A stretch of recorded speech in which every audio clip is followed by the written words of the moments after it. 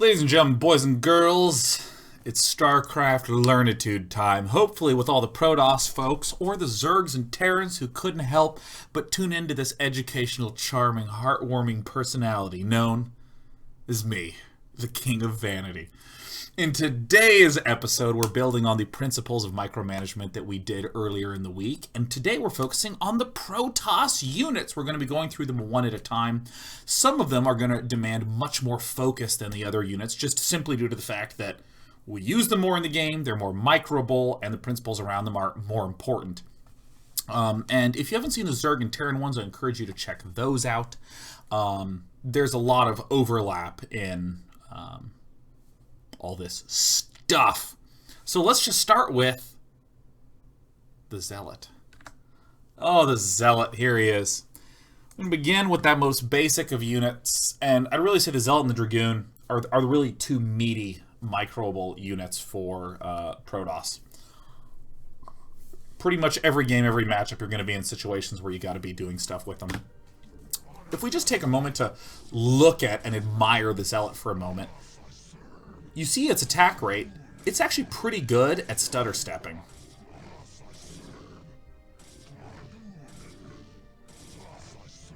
This is me just whacking at my own pylon, which is a euphemism I didn't intend to say. The Zealot is just whacking at his own pylon, and we can see that when we are stutter stepping, or moving and attacking, we don't really lose that much damage, especially when compared to the Marine. Here, just keep that beat in your head. Keep that beat in your head of him whacking his pylon. It's not that much slower. It's marginally slower. You can get it to be almost exact, where you lose no damage if your attack moving properly with the Zealot. It's very important. It means that any time your Zealot attacks, you can very quickly issue a move command, and then hit A, click again, and you haven't lost anything. This is very important due to a second property of the Zealot, which is actually common in a lot of units, but most relevant with the Zealot. I'm going to have this Zealot attack the other Zealot, and my second Zealot is going to be moving away, and we can just watch and see that the attacking Zealot stops in its place for a long time. Just chills. He just has his little claws out and he just looks. Really, really important. This is pretty much all about the how to do proper micro. So I asked my friend Trace, don't micro too hard in this Dragoon versus Zealot, and of course he did. He's just trying to win the micro battle example. I mean, give me a break. But here, I'm able to, if I can close the distance with the Dragoon, I can attack, immediately issue move commands, and ensure that I'm able to better close the distance, such as in these last few whacks. And you saw this example on Tuesday. I'm immediately moving my Zealot right after the attack to try to run towards the Marine that I think is going to be the best target. Attack, and then move, attack, and then move. Very, very important basic Zealot micro. We also looked at this exact video on Tuesday, but it bears repeating. Zealots excel when they can get surface area on their opponents. If you don't, you'll get torn up. It doesn't matter if it's Vultures, Marines, tanks, Hydralisks, Zerglings, whatever it is, you want to make sure that you're spreading out and getting surface area for your Zealots.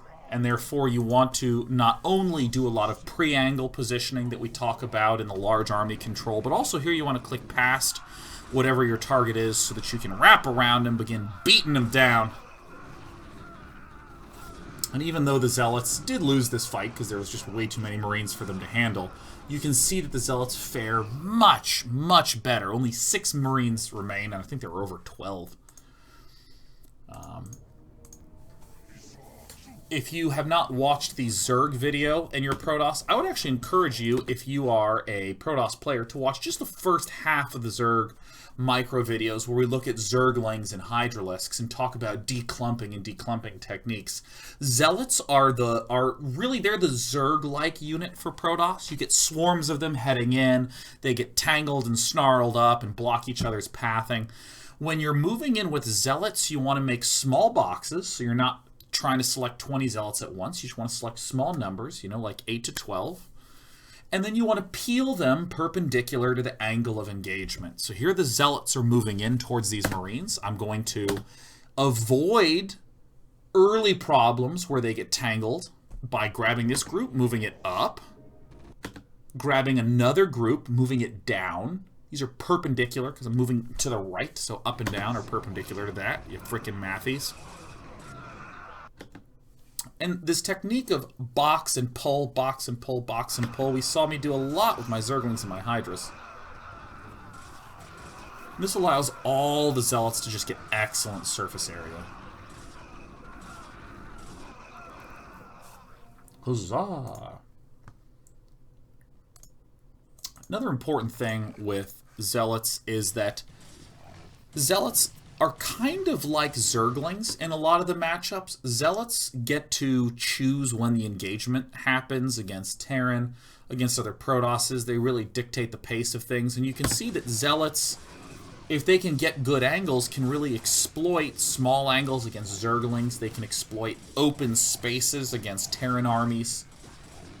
And because Zealots are so fast, they can just retreat if they don't think the engagement is good enough. And that's a pretty critical thing to note.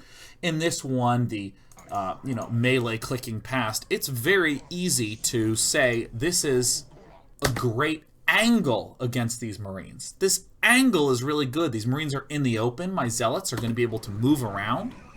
The angling was great, but Zealots, Marines, Zerglings, and to a lesser extent Hydralisks all suffer from kind of the same problem, which is when you do want to have an engagement, you tend to do things like this. This click that causes Zealots to wrap around, this is a very committal movement. It's very easy if you're a Protoss to commit in a situation like this, where the angle's good, the opportunity's good, but you just don't have enough stuff, so you wind up losing. Very, very common. If you're Protoss and you're losing games, I would look for spots where your Zealots are dying and just ask yourself, could I have just simply chosen not to engage there and just conserved my Zealot count? Protosses throw their Zealots at Zerg all the time, hoping to make a big bust play, and it doesn't work, and do 2 of those in a game, and suddenly you're 20 Zealots lower than where you could have been. Happens to everyone. All the time will happen to you if you're in the process of learning. I just want you to know that's a normal way to lose. Try to just be more deliberate about when you're choosing to engage in those battles. So that's the most stuff related to Zealots. Zealots are they're pretty much the most fundamental melee unit in the game. They don't really do anything too fancy. They're not quite as fast as Zerglings, so they're not very good at picking off. They don't have any special abilities that you can exploit with terrain. They're just really solid, really sturdy, and I really think they're some of the most fundamentals testing unit in the game. Just like, can you kill that? Okay, when you attack, can you now move quickly enough to get into a better position? Are you wrapping around? Are you declumping? Things like this. Other most fundamental bad boy, it's the Dragoon, baby. I spent a long time talking about this puppy because let me tell you, this unit is an idiot.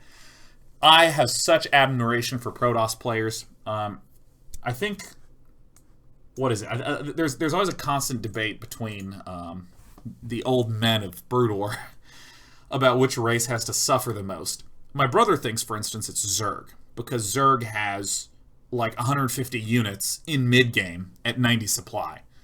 How do you even control that much stuff? You don't have enough hotkey space. I think that's the hardest. Artosis thinks Terran's the hardest because it's just so many fragile units to control.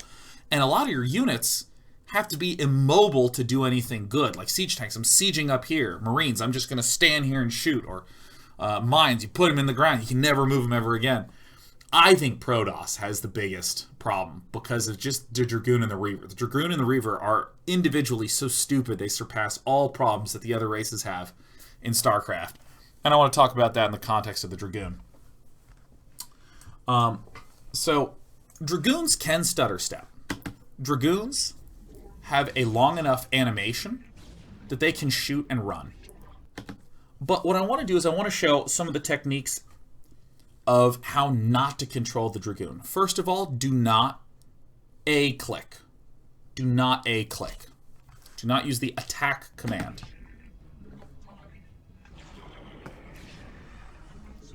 Sometimes it just does not acquire the target, and you'll see these weird little glitchy things happen.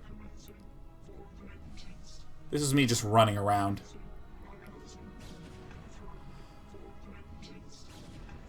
If I am far enough away from the Zealot when I issue an attack command, that happens. Kind of hard to see, but my Dragoon just goes off in the wrong direction. So, for instance, here, I'm in range of the Zealot, I'm in range, and let's say here I want to A-click to maximize my range. If I A-click towards that Zealot, did you see what happened? Did you see this shit? Are you witnessing what I'm witnessing? Look at this. A-click there. You know what the Dragoon should do? It should walk 1 inch, and then it should shoot the Zealot. Instead, it kisses the Zealot with its tongue. It gets so close. It pierces the enemy Zealots. Oh my god, Zealots don't have mouths. Wow, that was actually really insensitive of me. I can't believe I did that. Wow. They don't even have mouths. He's just licking this blank face spot right there. That's how close the Dragoon got. And it's because the Dragoon used an A-click. For whatever reason, if I attack move somewhere, the very second that you are in range of me, I might not necessarily begin shooting you. I only check for targets every few frames, not every single frame. And so it's very easy to get way too close. Now, if I A-move, there again, I A-move towards the Zealot. Don't do that. Okay, so one might say, I solved it. I'm going to A-move away from the Zealot, right? So if I A-move away, if the Zealot's out of range, my Dragoon just keeps running away. Don't A-move. Don't A-move. Look, see, I'm going to A... No, I'm not going to do it. The video ended. Here's hold position, Dragoons. So here, yes, hovering the hold position button. Here, you hold position. If it's in range, it will shoot. Let me back up, because I realized I ordered this video differently than I remembered. Okay, so first, if you're in range with the hold position button, look at this. You just go up, you hit hold. The instant you hit hold, it checks for a target, it finds a target, it shoots, and then you can move again. Glorious. Don't hit hold position and then right-click too fast, because then you'll cancel the attack animation. So here, I'm hitting hold click, hold click. Hold click, hold click. Hold. If I'm spamming hold as well, if you hit hold a bunch of times, like H, nothing happens. Hit it once. One time. Watch this. Click. Click. Oh. Oops, messed up.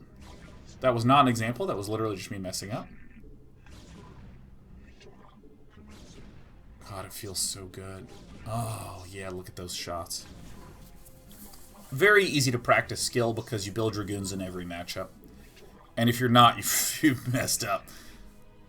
If you wind up in a situation where you are outside of range of the Zealot and you hit hold position, what happens? Well, it won't shoot the instant the Zealot is within range due to how targeting works. So, for instance, right here, I'm out of range. So I hit hold position. Right now, the Zealot is within range, and my Dragoon didn't shoot. But the good news is, it didn't do what Dragoons do in the attack move case, where it runs headlong into the frickin' Zealot. It didn't do that, at least. So here I'm going to hit hold position, and great, hold position lets me ensure that I have a sort of maximized range. See here I hit hold position, nothing happened. No big deal. No big deal. Helps protect against mistakes.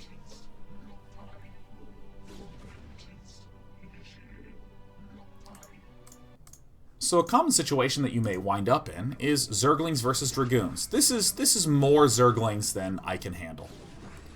I have an injured Dragoon, it's 24 of them, but look at how nice I can deal with them with some hold position micro. Moving, hold position, and I'm not hitting the hold position button as fast as I can. I'm taking opportunities to actually retreat quite a bit, hold position, retreat quite a bit, hold position. I'm even noticing little things like, oop, I'm worried about this guy. So I actually just sit there and shoot for a few rounds. Totally okay. Maybe I actually could have barely won this. It's less lanes than I thought.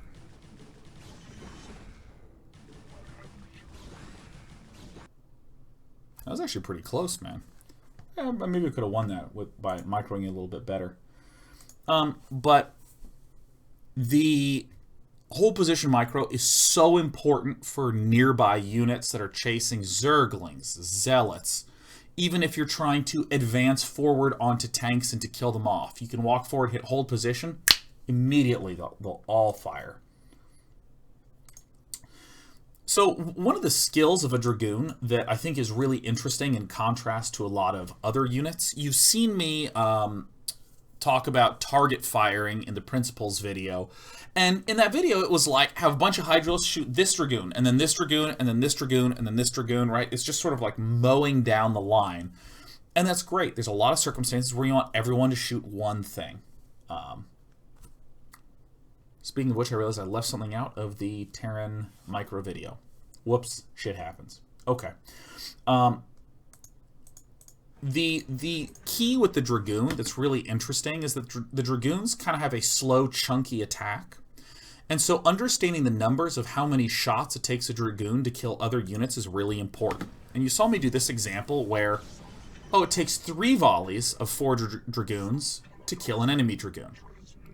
It takes 2 volleys of 5 Dragoons to kill an enemy Dragoon. Ooh, there's sort of a critical point there. This is used all the time in real-world game situations where, suppose that this shuttle actually has 2 Reavers in it. So I want to kill this. I have just Dragoons versus 6 Dragoons and 2 Reavers. But if I can snipe the shuttle, my life's way easier. This shuttle has 60 shields and 80 health. Dragoons deal 20 damage. So, this takes 3 shots to kill the shields. You might think it takes 4 shots to kill the hull, but it actually takes 5. Just due to the way that the armor and the shields interact. There's this weird thing where if a unit has any shields and it receives damage, and like if it has 1 shield and you deal 20 damage to it, it won't deal 1 damage to the shield and 19 here. It deals 1 damage and then a fraction of the remaining 19 here. It's some weird damage pass-through shit. I don't quite understand the numbers. I should actually look at that one day. But it's basically 8 shots total. 6 for the shields, 3 for the shields, 4 for the hull, and then 1 extra due to some mathematical bullshit, right? It's 8. It's 8. How many Dragoons do you think I should bring? Maybe 4? But to be safe, I'll bring 5. Why would I bring 5? Why would I have 5 shoot this down? Maybe one of my Dragoons dies immediately, so I still want to be able to 2-shot it with 4 remaining. Or maybe it unloads the Reaver, and I happen to know that 5 Dragoons can 2-shot a Reaver. Oh, okay. A lot of the micro of Dragoons is understanding these numbers and trying to account for it. So here, I scoot forward, I grab 5, very slowly, shoot, shoot, cool, got him. Real simple. The thing that takes the time, that's very time consuming, is knowing what these critical numbers are. That it's like, all right, I either want 3 or 4 Dragoons shooting each tank, or 8 to one-shot it. I want like 5-ish, maybe 4 shooting at shuttles. I want 5 Dragoons shooting each other Dragoons. If you start to get these numbers in your head sort of pre-programmed, you're always looking for opportunities to box 4 or box 5 and send them somewhere. And this was the example that I gave on Tuesday for that with the Dragoons against the tanks, where I go in, and with these 8, first thing I do, I just walk right up and one-shot a guy. I one-shot almost another guy. And then I have 3 and 3 shooting, because it's 3 volleys from 3 Dragoons to kill. And now I'm down to 4. It takes 2 volleys from 4 Dragoons to kill. There's 1 volley, 2 volleys, so this should take 1, 2. Easy peasy.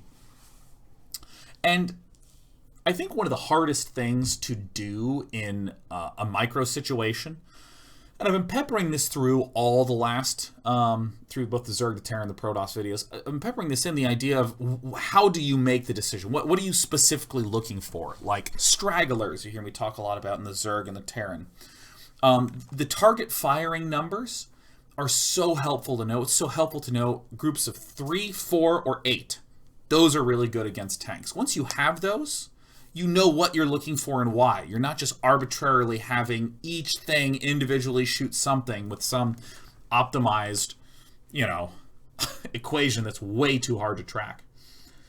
Talked a lot about some of these simpler situations, and I need to spend some time talking about why Dragoons are just so dumb. There's this weird thing where Dragoons, the model, the Dragoon models take up a smaller space when they are still and a larger space when they are moving, that is changing in size as it moves based upon where the legs are. And for this reason, Dragoons sometimes move in clean ways like this, but if you give them almost any movement, I mean, look at this guy, he's going like straight down. These people are going way to the right, people are going way to the left. Like, Dragoons do crazy shit with pathfinding. So here I'm just going to send them. That's just one click. Sometimes you get these really nice looking moves. Oh, what a relief. My Dragoons are just going. Other times, you just get weird, glitchy behavior. And you have to be really careful of a number of things, like paths like this will seem good, but if these, like the space in between these 2 Dragoons is enough for my other friendly Dragoons to slip through. If these 2 Dragoons start moving, this might not be enough space. And so it's very important you do lots of babysitting. Like, already we see a big, weird reversal of these guys. Here was an example of what spaces can the Dragoons fit through. This looks like it's enough. This doesn't quite look like it's enough. Now this is enough, but this isn't enough. And, yeah, now neither is enough.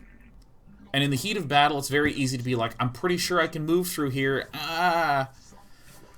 So I think that some of the most important stuff you can ever do with Dragoons is make sure that you are doing lots of peeling and pre-spreading with your Dragoons to just make your life easier. The name of this video is Unclumping These Idiots. Here's some Dragoons. I have some Dragoons. I'm going to send them in. All right, let's evaluate what happens. See, I hit the stop button just to show, look at how bad this is. Look at my Dragoons going in like a V formation, like they're going south for the winter. This is a point of Dragoons approaching a clump of Dragoons. The clump is going to get the better concave. I'm going to be in bad shape. So I pause at this shape just to stress. Here's an example of where the peeling is. You might want to grab these Dragoons and move them out here. Let me return those back to position so we can show it in motion.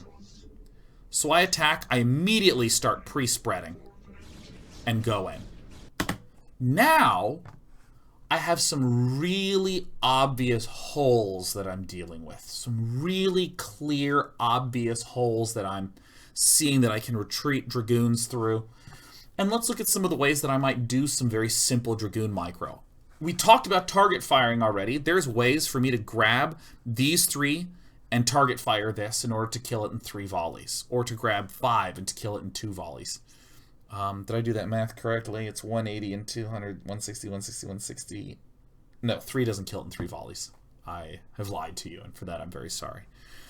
But we talked about target firing. All I wanted to focus on here is the declumping and the really basic Dragoon versus Dragoon micro, or Dragoon versus really any unit. Dragoon versus Hydra, Dragoon versus Bio if you're against that, Dragoon versus Tank if you're up in this situation. Look at this. See this Dragoon here? I just scoot back and scoot right back in again. I move back and head in. Keep checking up on that guy.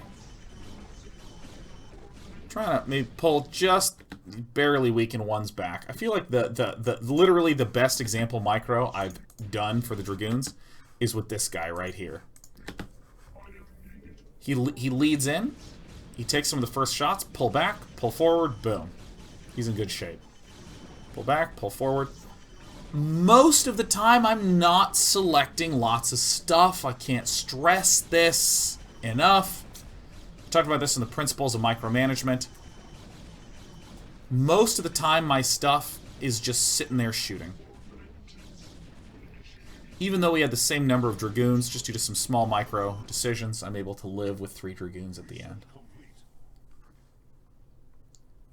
Alright, we've talked about the Zealot, we've talked about the Dragoon. Let's talk about the high-ass Templar. Yes, yes. High Templar. Against anyone, you want to click on clumps, right? The clumpiest is Zerg, but against Terran is pretty straightforward. Tanks are going to be sieged. You storm on the clumps. Pretty not difficult, because the tanks aren't moving. You just have to go, those ones. How do you maximize the amount of damage you can do against a Zerg? Here I have, it looks like 7 Zealots that are damaged and a High Templar. First thing, wait when you're up against a Zerg player for some clumping to happen. Wait for some clumping to happen. Don't blow your load. Start throwing storms down the very second the fight begins. The most common place where clumping happens is at the Zealot line. And the technique that we're going to use again and again and again against Zerg players, you'll also do this in PvP against enemy Zealot swarms. You're going to do this against Zerg and Zergans and Hydralisks. You storm at the Zealot line and scoot your Zealots back. So let's watch it in slow-mo. See, I'm already getting ready to storm. Here's the storm. And just scoot the line back. More Zerglings are funneling in, taking damage. Storm at the line, scoot back. More Zerglings are coming in, taking damage. These guys are weakened, and I would burst into tears if I lost even another Zealot. Woo. So look at that. 35 kill High Templar. We had 7 Zealots at the start. We have 5 now. That went really great. Let's watch it again. But this time not in slow motion. And I mean, I'm sort of pre-planning this. I'm like, yeah, it looks like that's where Clump's going to be. Let me pull that back.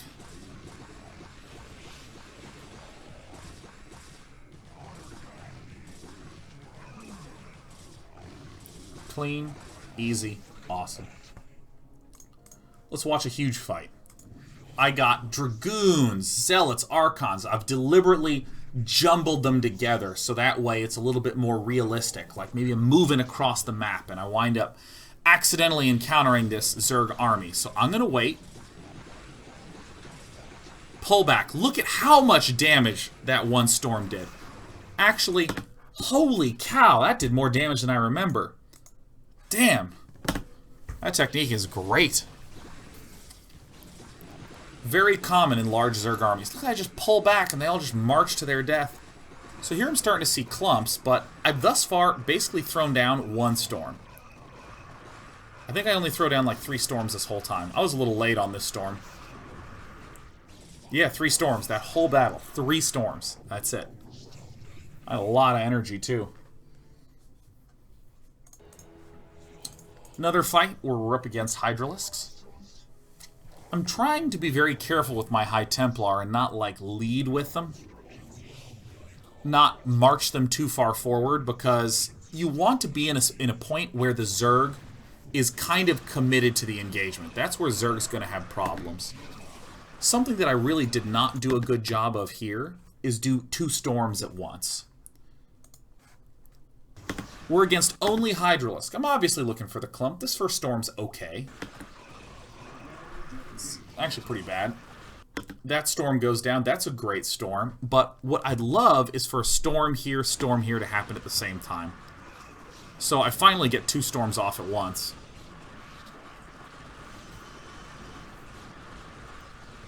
And I'm not really doing the most control of the rest of my army. I'm looking for where that line of Zealots forms. Where the lines of Hydras and Lings will begin to pile up. And to nail on those. And I'm going to show just the start of this. Because I actually just do not have enough. He has like way too much stuff. But in PvP, you'll wind up in these situations where all the Zealots start clumping up. And you just storm right on them, pull back. And these Zealots are just taking a lot of damage. Same sort of principle. Let's talk about DTs, man. Few things to note about DTs and their controlitude. Enter. Well, DTs are not really a good combat unit. There's some very situational circumstances in which you might get some DTs to just be part of the main army. But for the most part, it's just there to kill drones, just there to harass and to be annoying. When you're using DTs, whether it's against Protoss, Terran, Zerg, or against Zerg here, come in at skew angles. So for instance, I am not marching across this ramp. I'm trying to hug this wall. Suppose that Zerg had detection. This guy would be shooting. This guy would be shooting. But none of the Zerglings would have engaged. It would have just been 1, 2, and then I could have walked past and done okay. Just these 2 would have shot. Next thing I want to note, if I'm here and I tell the DT to stop, let's say I right-clicked here and walked away, Dark Templar will auto-acquire their own targets. So if I just sit here, he'll start killing stuff. So you want to hit the hold position button when you're trying to hide. This is a really common error that players will make, where, you know, let's say some DTs invade. You can do something annoying, like send 1 DT here, 1 DT into the main, and then a 3rd DT into a corner of the main, and you hold position it, so it doesn't auto-acquire any target and reveal itself. Third trick with DTs. When you see drones, or probes, or SCVs, or what have you, if you one-shot kill something, it doesn't notify your opponent that your workers are under attack. It just doesn't do it. And so, if you're here and you accidentally hit the hatchery, it will say your forces are under attack, and then it'll know a DT's in his base. So when you get here, you'll notice I shift right-clicked on all the drones. I shift right-click, right-click, right-click, right-click, right-click, right-click, right-click, right-click. And now it says this unit's waypoint list is full. And then maybe I go somewhere else on the screen to do something else. I go, you know, like macro out of my gateways or something. Come back, right-click, shift, click, click, click, click, click, making sure that it's always queued up. Because my opponent is not receiving a notification right now that his workers are under attack. And just as before, if you're feeling the heat, move out at very sharp angles, hugging edges, and all that good stuff. The last gateway unit that I want to talk about, I'm going to use the Archon, but the Dark Archon is the same. Archons are big units that actually don't need that much space for pathing. You can see that it can make its way in and out of Dragoons. But remember, you're Protoss. You have Dragoons in your composition a lot. If your Dragoons are moving around and their legs are shrinking and growing all the time, Archons can easily get caught at the back of the army.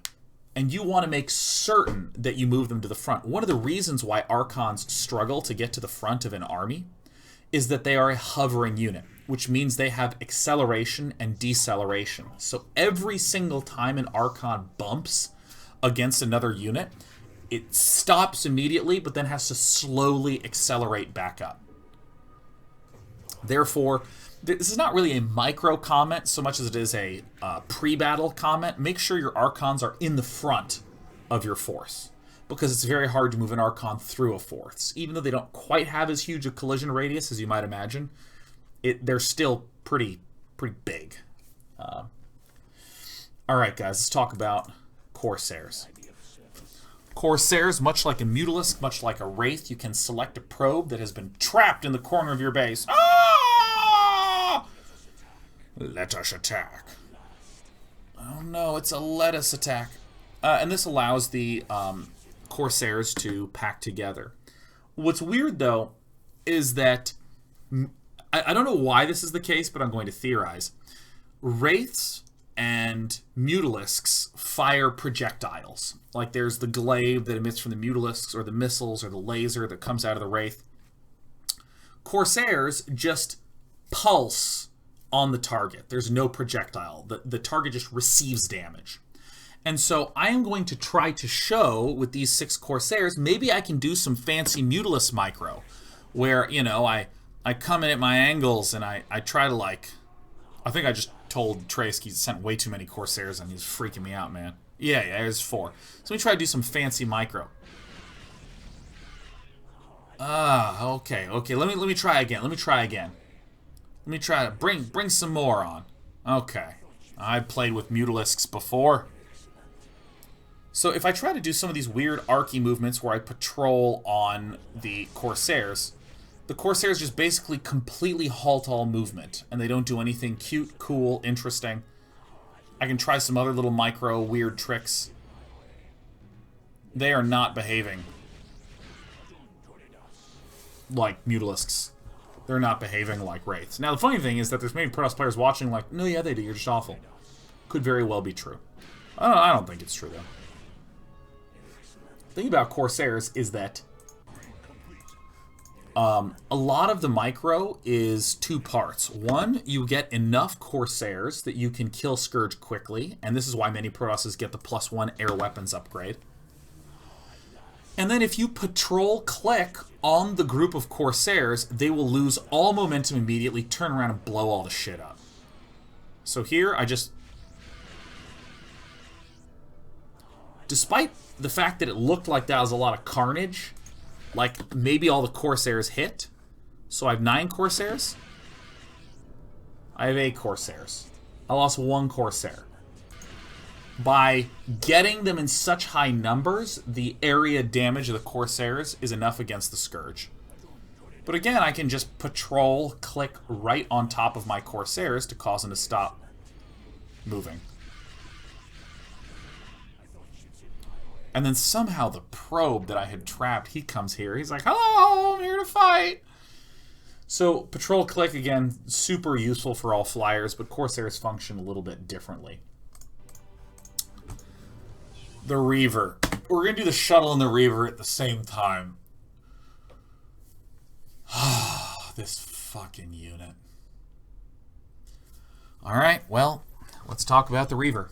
First of all, the Reaver moves so slowly, you must get a shuttle to accompany it. Gotta do it. Here comes the Reaver. He's a Ooh. Good. This is a great first example. This is the most important lesson that you ever learned with Reavers. This might seem like a very juicy target, because if the Scarab blows up here, it's going to hurt 1, 2, 3, maybe even like 4, 5. Ooh, that could be pretty nice. But there's not quite space here. Or maybe there is, because this shot managed to path its way there excellently, and in fact it hit all 8. But if I just shoot again from roughly the same angle, sometimes the Scarab does whatever it goddamn pleases. However, if there does appear to be some small slight space, you can often get a Scarab right in there. Bam. And I'm going to come in at a different angle here.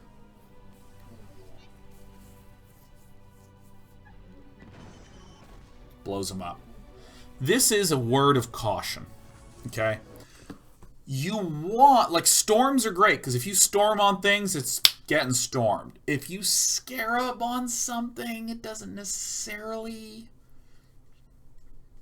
get there if it's in the clump. If it's at the front, scarab hits it every time. So I want you to try to be not so greedy with Reavers. Try to get some solid shots off on enemy troops of Dragoons or Hydras or what have you. But, Pellegrino. But don't go too crazy trying to find the most clustered clumps, because a high percentage of the time the scarab will never get there at all. We're now going to watch something that was hard for me, but I want to talk about good ways to micro the shuttle with the Reaver. So you can click on the Reaver to unload it instantly. You can click upon the shuttle to unload it there. Both techniques are fine because it doesn't slow the shuttle down. Notice that what I'm doing is I'm now moving the shuttle. I'm letting the scarab or the Reaver do its thing. Because I kept the shuttle moving and now I'm looping back around, I can pick it up and place it in my purse. Unload, loop back, load it back up, okay? The important pieces here are the fact that I am keeping this shuttle moving, so it's not losing any momentum. Unload it, load it. What's the difference between that first unload and the second unload? I think the first unload was not as clean because I traveled a little bit far away. I unload. I probably should turn around like before I even got off that white part of ground. The second one I think I did a little cleaner. You're trying to unload, turn, right as it fires. You load that puppy back up. Now let's talk about the things that I guess I'm glad they happened because I got to show them to you. I'm also not glad they happened because this unit is the worst. So here, I'm going to unload the Reaver. Will it fire?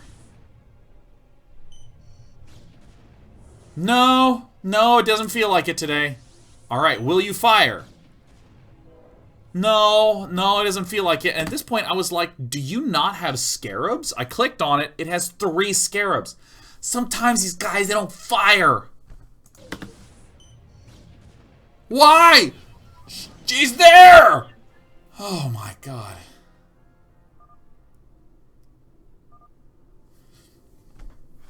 That hurt me quite a bit. So, I don't even remember what I was doing in this video. The title of this is Inexplicable Reaver Behavior. Oh yeah, it's in range. It's in range.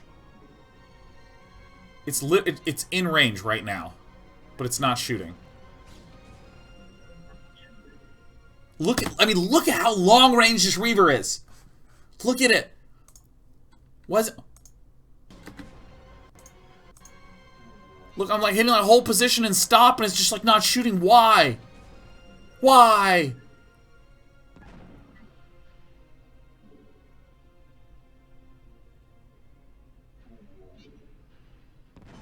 Here we go. So, some things that I do know, I mean, I'm not a super expert on the Reaver, but the, if your unit doesn't, the big thing is that you should develop a good sense of what the expected behavior is. Like, this unload is good because I know that that Reaver's in range, so I expect that it should be firing right now. If a unit is ever not doing what you want it to do, spam SHSH, stop and hold position. Just flood its queue, get rid of whatever was there, and then try to... Last thing you should do is H and then right click. So just like SHSH and then click. And that will often reset whatever dumb stuff was happening inside of it. Because, I mean, Reavers have insane long range. Like, what was that? What? I don't, like, I'm telling you, man, I can't understand. Look at it, it just blows up there. Why there, dog? You're killing me. Oh, I even play this game. This is called More Reaver. I don't even know why I put all these in here. I've already shared with you the important details, which is this load, unload. Oh, yeah, there is, there's a little bit of danger here with picking up or moving too quickly past the Reaver. So I unload, come back, and I miss the Reaver. I click on it too early. I'm not close enough to it to pick it up. You have to be careful.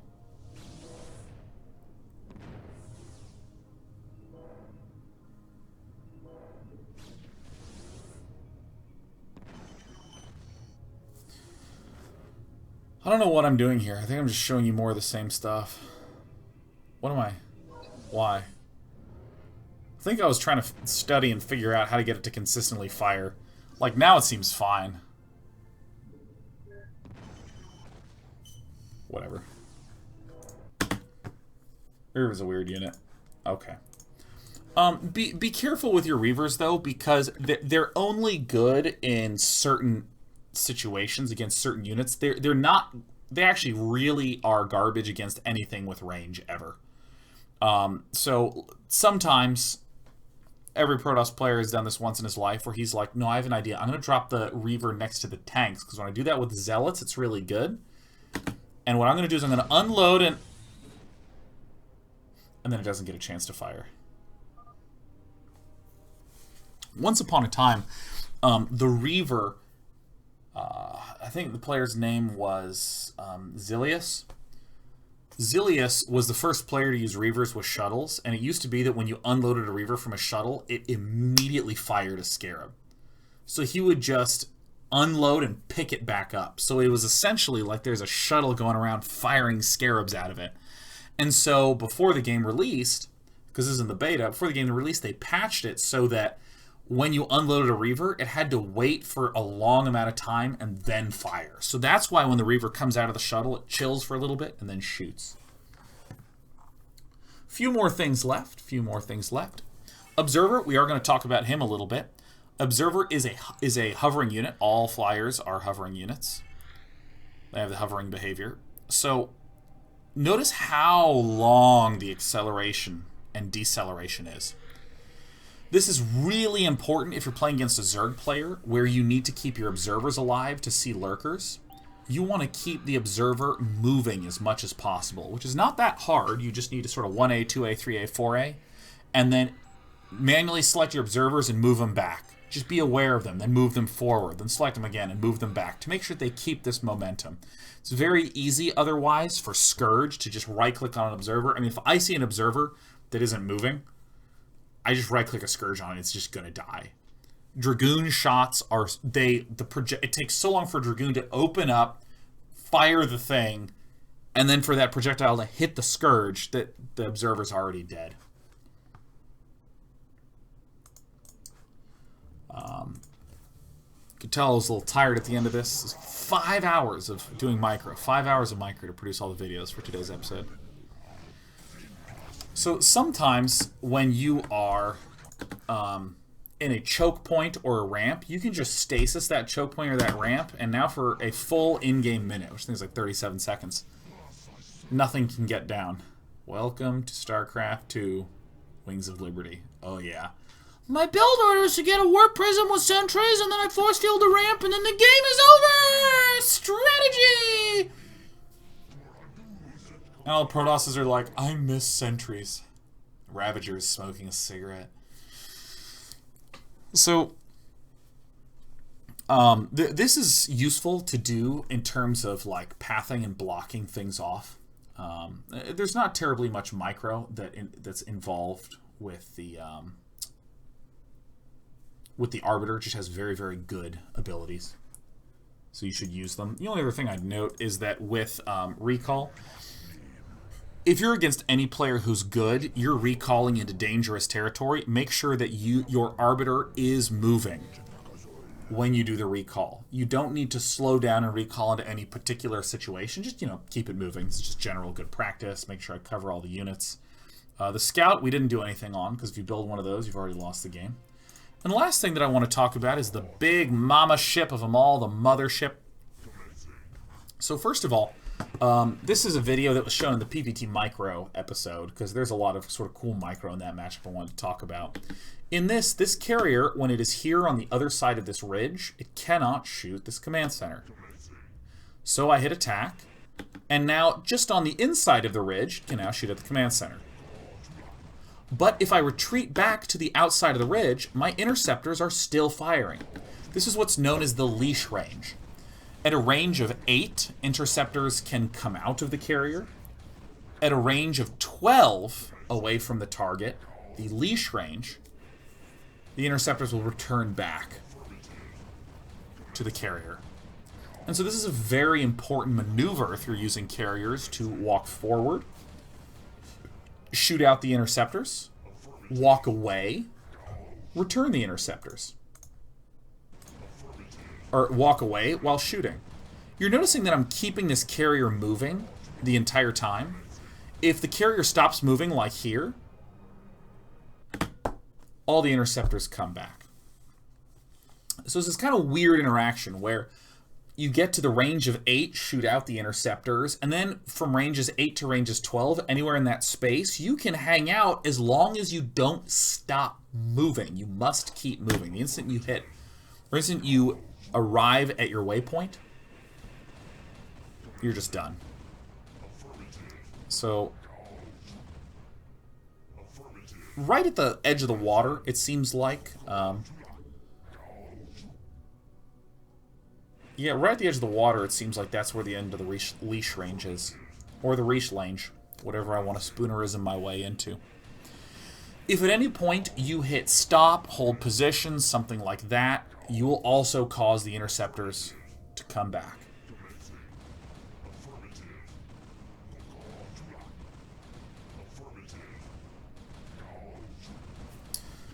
While we're just watching the leash range experimentation here, Pro Hunter asks a great question. If you change directions and a unit has an amount of time during a direction change where it is stationary, does that count as it not moving? Or does the game still consider it a unit in motion? The fact of the matter is, for 100% of the circumstances where I have said keep the unit moving, all of those are hovering units.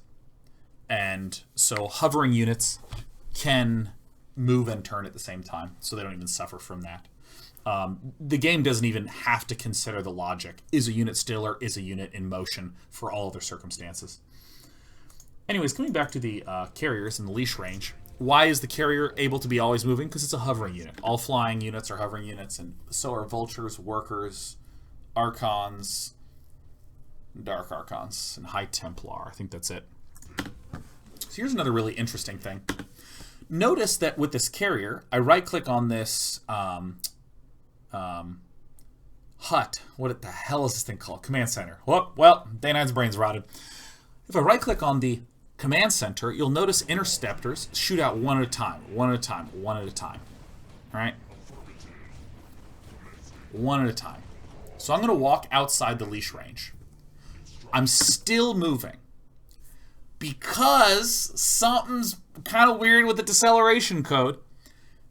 Notice when I box selected, there's a carrier and there's all 8 interceptors. In fact, if you look right here under the butt of the carrier, there's this thick brick shadow right under it. That's all 8 interceptors, not quite getting there. You can actually see them going, you can see them just under here. So in other words, if I send all the interceptors out, and if then the interceptors return to the carrier, but the carrier still has not stopped moving, then the next time I right-click on something to attack, watch what happens. All 8 emit at once. Pretty fucking crazy. So, I mean, the rules for carriers are quite simple. Get close to emit interceptors. Back up a bit, because the leash range is long. And never stop moving, so you can always emit all 8 interceptors at once. And this allows for some really cool back and forth micro. I believe I lose this, which is fine. We can end the day on Trace kicking some ass. So here are my carriers. They haven't yet emitted their interceptors. Here they go. They're going to start emitting. He's shooting down my interceptors. So I'm moving back. I'm moving forward again, and then notice, boom, all my interceptors come out, and I'm picking off Goliaths. Carriers they're really a sniper unit, is the best way to think about them.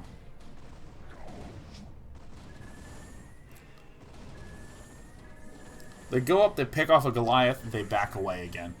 If your Terran player is playing well, like Trask is here, look at all these carriers with all their interceptors that are just building up, man. There's just no way to deal with losing all your interceptors. That's why you have to go pick off a Goliath, back away again. Go somewhere else, pick it off, back away again. And so I think the big things that I would highlight in this are Reavers are weird, and I don't understand why. Carriers have a lot of subtlety to ensuring they maximize their behavior. But in particular, Dragoons, Zealots, and High Templar are sort of like the core to Protoss. Zealots making sure you're maximizing surface area. Definitely being good at fight selection if you're playing with Zealots. And the Dragoons, if you can give them enough space to where they're not jostling against each other and to where all of them are participating, are very, very scary. And I would call them the most target fire friendly unit in the game. It's really important that you're setting up good target fires and picking things off and knowing what numbers of Dragoons to box select in order to maximize that amount of damage. And with that, we are now done with Protoss Micro. Next week, we're going to be doing PvP, and the next week after that, we're going to be doing ZVZ. So thanks so much for watching these micro-based episodes. I am going to go find myself some dinner because I'm a hungry, hungry hippopotamus.